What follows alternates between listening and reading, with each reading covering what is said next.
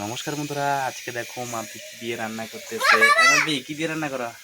আজকে রান্না করবো চিংড়ি মাছ। তো হুম চিংড়ি মাছগুলো পরিষ্কার করে নিলাম। দেখো, হুম কি দিয়ে? চিংড়ি মাছ দিয়ে। চিংড়ি মাছ দিয়ে বাদামি আলু দিয়ে। তো চিংড়ি মাছ দিয়ে বাদামি আলু দিয়ে রান্না করবে। তো দেখতে পাচ্ছ আজকে আমাদের রান্নার আয়োজন অনেক ভালো। তো দেখতে পাচ্ছ ছোট ছোট চিংড়ি দিয়ে আজকে নতুন রেসিপি করবে মাম্পি। তো দেখতে পাচ্ছ মাম্পি কেমন ঘরে রান্না টান্না করছে আজকে।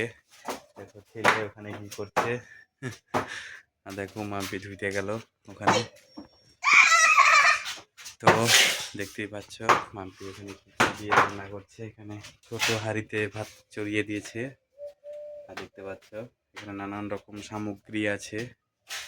দেখতে পাচ্ছ এখানে আমাদের একটা আবার তক্তাও আছে। এই তক্তার মধ্যে এগুলো সব রেখে দিয়েছে, গরিবের সব কিছু। তো দেখতে পাচ্ছ মাম্পি এখানে ছেলেকে রেখে গিয়েছে। ছেলে এখানে খেলাধুলা করছে। এরকম চৌকো আছে, দেখো মাটিতে চৌকা। আর দিক দিয়ে দেখো চাল কুমড়াগুলো আছে। এই চৌকাতেও রান্না করে মাম্পি।